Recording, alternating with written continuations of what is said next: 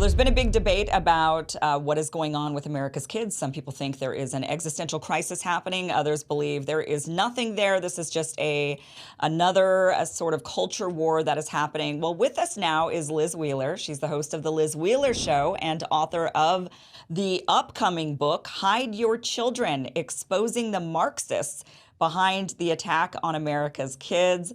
Liz, welcome to the show. And it's also your birthday, so happy birthday. Thanks for being here. It is. Thank you on both accounts. I appreciate you having me.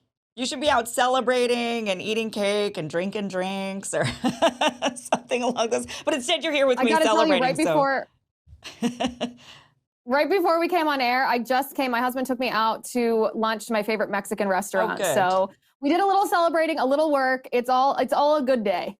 Oh, good, good. Well, and today is also the day that you announced that your new book is coming out, Hide Your Children, Exposing the Marxists Behind the Attack on America's Kids. Did you plan, before we get into the content of this, because I think this is going to be a good discussion, but did you plan to have it announced today on your birthday? Was that or was that just coincidental?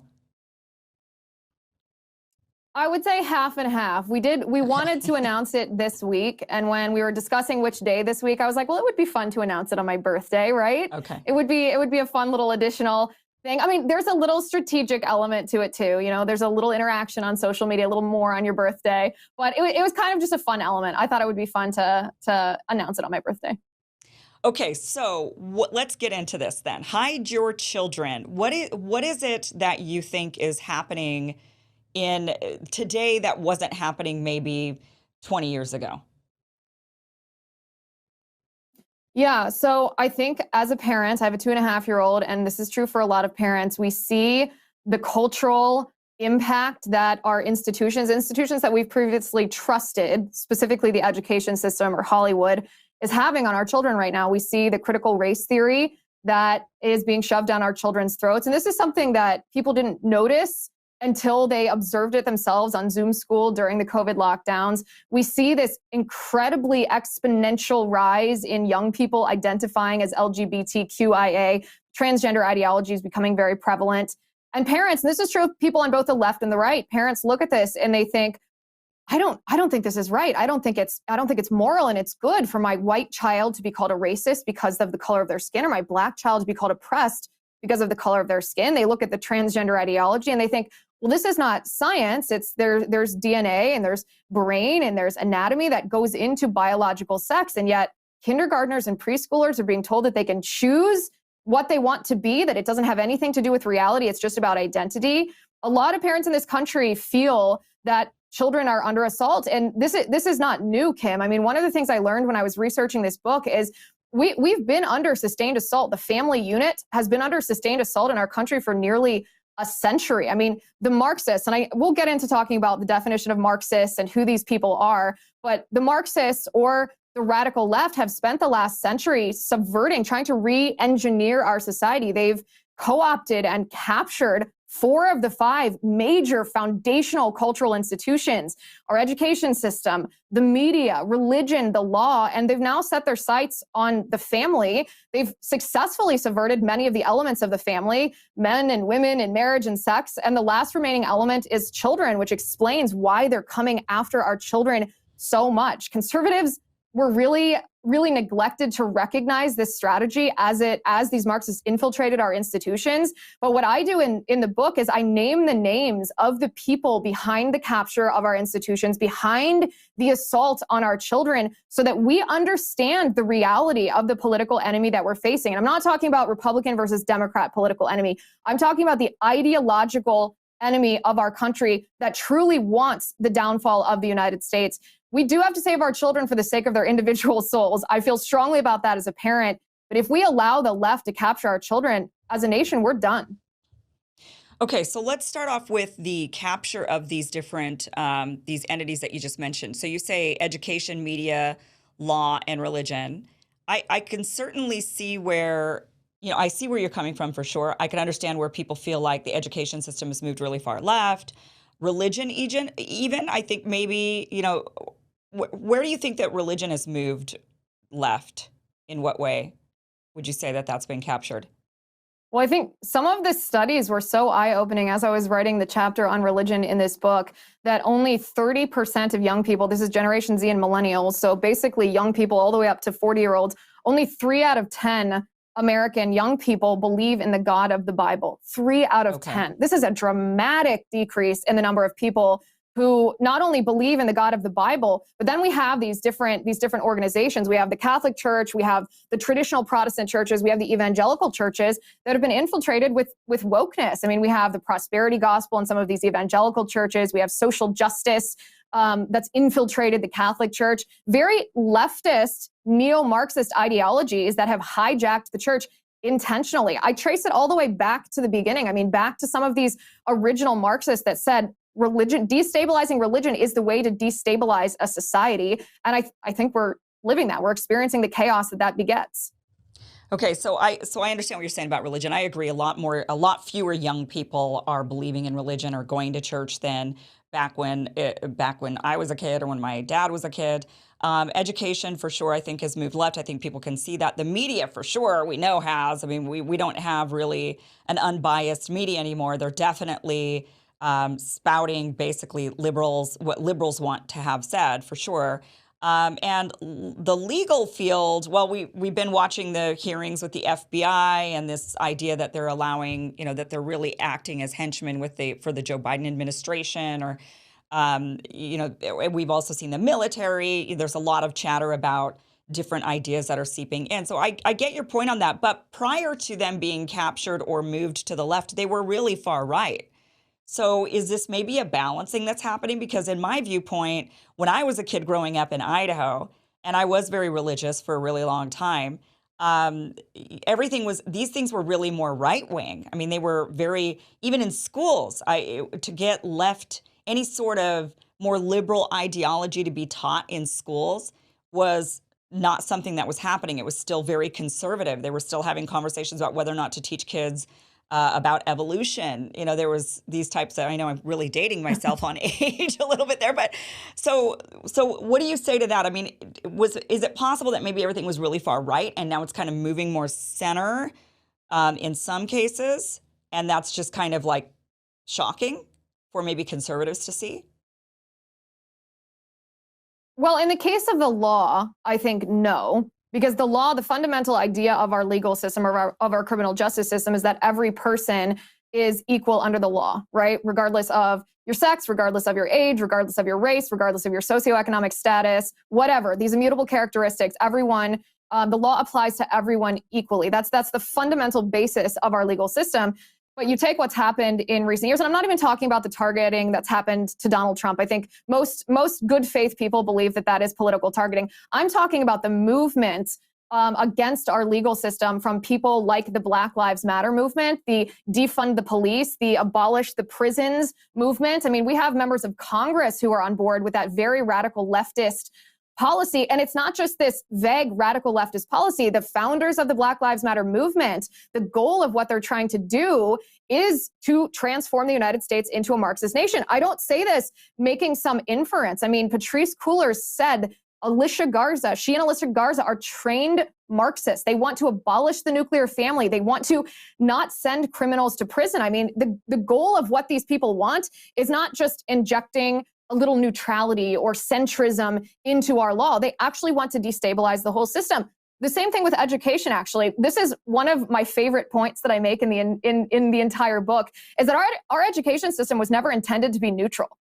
Education is by nature indoctrination, and that's okay. I know a lot of parents say, oh, we shouldn't have the education system be indoctrinating youth. No, we should have the education system indoctrinate youth. That's actually what it was created to do in this nation, all the way back from the time before we had compulsory public education, when we had Thomas Jefferson in charge of the first public university in our country. These men who set up our education system wanted our education system to teach children American civics, because we were a new nation. People came from their home country. This was their second country. They wanted to teach children to be American. And then you fast forward to the 1850s, the first compulsory public education law passed in the 1850s in Massachusetts. And the reason that it passed is because there were a lot of Catholic immigrants that were coming into the nation. And the people that were in charge, the public officials and politicians, not only wanted to teach these children American civics because they were coming from other countries, they wanted to teach them Protestant values. This was the basis of our education system. Now, we simply forgot the basis of our education system once we became comfortable, like, oh yeah, maybe it's about reading, writing, arithmetic. Well, not really. That's not what it was created to do. It was created to indoctrinate. It was just created to indoctrinate with good values, and we let the left hijack it. Shouldn't we also teach them reading, writing, and arithmetic, though? I mean, isn't that what education should also be about if we're going to be competing on the global stage? I'm curious when you say that, when, you know, I understand your point saying, well, we should be teaching children to be American. Do you say the same thing, just out of curiosity, about the Chinese? Because this is one of the criticisms that people that are conservative criticize China about their taking Uyghurs, for example, and teaching them Mandarin Chinese. And they say, wow, you know, how dare you actually eradicate, you know, tell Uyghurs that when they go to school, they can't learn their Uyghur language. They instead need to speak Chinese, and that they're being told that they're Chinese. This is an assault. This is terrible. I mean, where do you stand on that, just out of curiosity? Well, I think there's a couple of points. First of all, it's not just that the Chinese Communist Party is teaching the Uyghurs Mandarin. It's that they are forcing abortions on women. They are gang raping them. They're harvesting organs from live people. They're putting them in concentration camps. They are killing them. That's obviously evil, no matter what your standard of morality is. So I don't think that that's a particularly fair comparison to just teaching children in the United States American civics.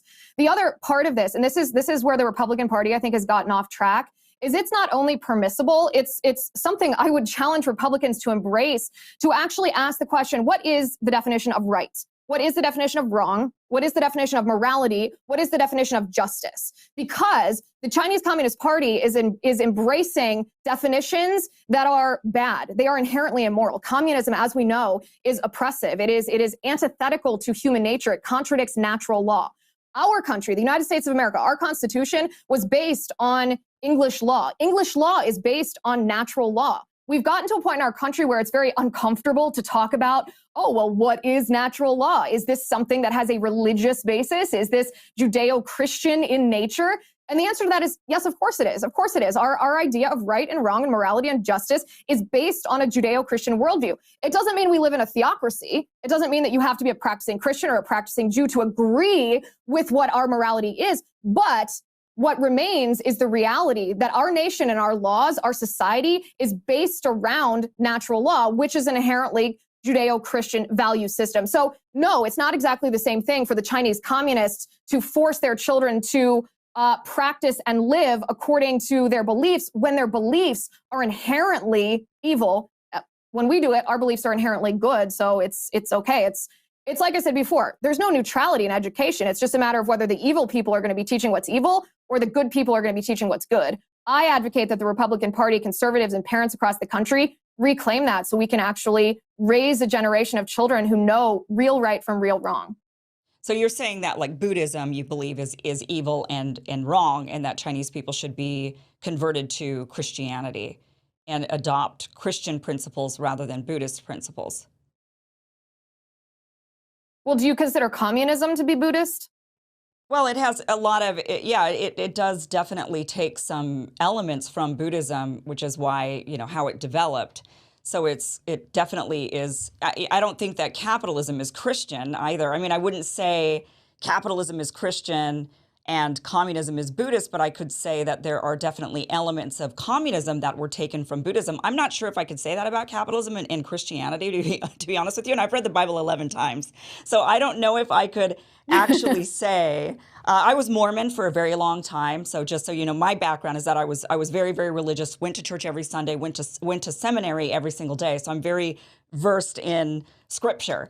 But I don't think that I could ever say that I could equate any scriptures to capitalism or to, you know, the way that we've shaped our government per se in America. I just would divorce the two based on my personal experience. But you know, but I see your point. Well, here's what I would say. Here's what I would say, if you would pardon the interruption, is that free market capitalism, I agree with you. It's not something that was necessarily begot of the Bible, right? I'm not advocating for a theocracy, but it brings the question to mind that I think conservatives and Republicans, Democrats, independents, just thinking people should ask themselves. And that is, if our nation is supposed to be based on the idea of freedom, if we are a free people, if we embrace liberty, what is that? what is the definition of liberty? What does that mean? Is liberty the ultimate end, or is liberty the means to something greater?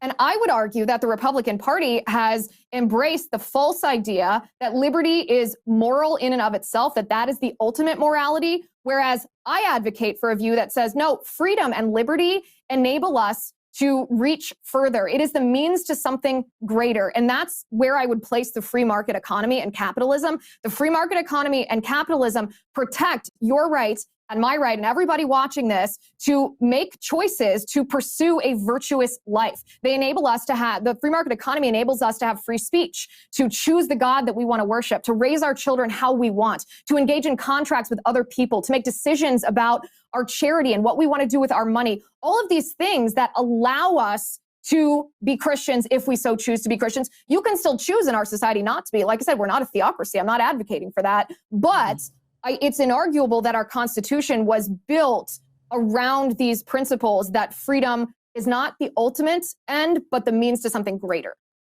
So out of curiosity, when you say Marxists are behind this, what do you think? From my understanding, Marxism is more of a like an economic structure. So what is it? How would Marxism go and infiltrate into these more culture, religion, media, law, education? Where are you getting that from? Yeah, so I think we should define Marxism first. So Marxism is, or at least it was in the Communist Manifesto written by Karl Marx, it's an economic system that pits the ruling class against the working class, advocates for the working class who are supposed to be oppressed to overthrow the ruling class and thus to usher in communism. That's the traditional textbook definition of Marxism. Well, then we had, and it kind of died out, right? It didn't really work that well. I mean, it was tried a few times, but it never became the global revolution that the original Marxists wanted, and it kind of died out. But then we have a Marxist by the name of Antonio Gramsci who revived 20th century Marxism that was dying out and transformed it into 21st century Marxism. And his idea was that the working class would never actually stage a revolution against the ruling class as long as the working class relied on the cultural institutions of the ruling class. So Gramsci proposed that they first try to subvert the civil institutions on which the working class rely in order to then prompt them to revolt against the ruling class. And he named these institutions that I named at the beginning of the segment. He named the media, education, religion, the law, and family as these 5 major cultural institutions. And that's what we see happening right now. We see these 5 institutions, these cultural institutions on which our nation relies. You and I both agree on that, I'm sure. We see them under sustained assault. And take the education system, for example. The education system is very different than it was when you and I were children. The experience is completely different for youngsters in America now. It's been infiltrated by wokeness. Now, maybe we should stop and say, okay, well, what is woke? What is this idea of wokeness? Woke actually is traced back to a Brazilian Marxist named Paulo Freire, who said that children shouldn't be taught knowledge. They shouldn't be taught facts, because he said there's no such thing as objective truth. What we think of as facts and truth is just the prevailing political narrative. So he said children instead should be taught critical consciousness, to look at the world through the lens of the oppressor versus oppressed, the Marxist dialectic. That critical consciousness is wokeness. He invented that concept, and it exists today in our education system under the name woke. It's kind of hard to believe sometimes, right? It's hard to believe that actual Marxists have infiltrated and subverted these institutions, but it was also hard for a lot of people to believe that critical race theory was in their children's school until they saw it with their own eyes. Right. No, I agree that there's definitely a shift in the thinking. I guess where I'm curious, how did these people then, these Marxists that you're pointing out, and you bring up really great points, how did they then infiltrate? Because I just can't imagine the person at the top of the New York Times, sitting there reading like this Marxist and saying, well, I've got to now impart this ideology somehow, some way in my publication. I don't know if people at the head of the school, the Department of Education or law enforcement or religious organizations, they're not reading these books and then saying, I've now been, brainwashed and now I'm going to go in and implement this all across. So clearly this got in more subtle ways, I would imagine. I mean, that's my guess, is that it was much more subtle how they were able to infiltrate rather than just being direct. So how do you think an idea that is, I mean, really fringe. I mean, quite honestly, because liberals, Democrats in this country are not Marxists. Democrats in this country are capitalists. So, even Elizabeth Warren has said, I'm a capitalist. I mean, she's said this in her political campaign. It actually turned off quite a few of the more extreme leftists when she was running for president. So most people in this country, left and right, are capitalists fundamentally. So how did this more fringe ideology, do you think, get its way into to where it's now infiltrating to the level that we're potentially seeing? Yeah, and you bring up a really good point because I agree 100%. The vast majority of people, voters in this country are of course not Marxists. They're not communists, they're not evil people. A percentage of them have perhaps been duped by these ideas that were repackaged, rebrand, words that have been redefined. But there's two ways that the infiltration or the capture of these institutions happened. The first thing that happened is there was a very famous school of Marxists in Frankfurt, Germany called the Frankfurt School. And during Adolf Hitler's rise to power, since they were of Jewish descent, they fled the country and they fled to Columbia Teachers College here in the United States. They set up camp here in the United States and they disseminated their Marxist ideas to teachers across the country. So we've been talking for a long time about how universities have been corrupted by leftist ideas. They're turning out liberals. Well, yes, they are, because these teachers have been trained under the Marxist ideology of the actual Marxists that came over here and set up shop in Columbia Teachers College. That's the first thing. The second thing, and this may come as a surprise to some people watching this, a lot of the people behind the organizations, I gave an example of Black Lives Matter earlier, actually are reading the books on Marxism. I had a debate with Dr. Mark Lamont Hill on his show a year and a half or so ago, and we were talking about critical race theory. I was saying, well, critical race theory is Marxist. It's a descendant of critical theory, which is also from the Frankfurt School. And the woman, Kimberly Crenshaw, who coined the phrase critical race theory, admits that she's a Marxist. She actually admits that she is a Marxist. She said, we are critical theorists, that's a Marxist theory, who do race. And Mark Lamont Hill asked me, he's like, well, what kind of knowledge do you have about Marxists? And I named all the Marxists that I'd studied because this is one of my areas of expertise.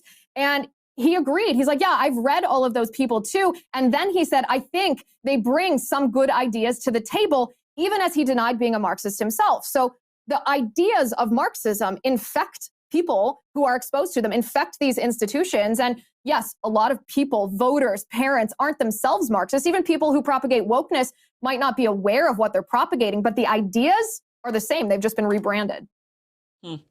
I mean, you bring up you're clearly very knowledgeable on this subject, and you've definitely done your research. I just have one last question for you, and that is, before we go, is what do you propose that parents then do about this? I mean, I'm definitely an advocate for free speech. I don't think that we should be banning books, that we should be banning ideas, that we should be banning people from wanting to teach their children what they want to teach their children, or read the news that they want to read, or practice the religion that they want to practice. So what would you suggest? Are you just wanting to raise awareness of it, or are you actually wanting there to be some sort of end game for this? No, the second half of my book is a blueprint for how I think that we can save our nation. I didn't want to write just a depressing, here's all the evil people that are coming to get your kids. I wanted to say, okay, now that you understand the reality of what we're facing here, we can adequately fight back against it. So chapter 12 of my book, and my editor told me it was intimidating even for a president of the United States, let alone a parent, but it's a blueprint. People are hungry for solutions. It's a blueprint of what we can do, not just in our personal lives, not just as parents, not just as individuals, not just as church-going Americans, but it's a blueprint of how we can and should use the just powers of government to properly order our society. Because as it was intended, our society is not a libertarian society. It's not a live and let live society. It is a society where we acknowledge natural law. We acknowledge good from bad, right from wrong, evil from morality, and we ought to use the just powers of government to enforce that when there are Marxist forces that are trying to undermine it. So it's a laundry list in chapter 12 of 12 things that we can do to take back our country. And you can get it on Amazon, Barnes & Noble, or you can go to hideyourchildrenbook.com to get your copy today. I'm really excited to see what people think of it. Yeah, well, it's not coming out for a while, though, right? You've got until middle or end of September before the book comes out, but people can pre-order it. Is that what you're saying? Because it's not available just yet, people can right? pre-order it now. Okay. We announced it today because it's actually one of my pet peeves when people announce their book and I'm like, oh, it's 8 months in advance. I don't want to read it next year. So we waited till the last second to announce it. So you pre-order it now, you'll get it in your mailbox in just a few weeks. All right, Liz, thank you so much for joining us, and happy birthday again, and congrats on the release of your new book. Very exciting. So I hope you celebrate some more tonight now that you're hopefully done working. Thank you for being here. Thank you, Kim. I appreciate it.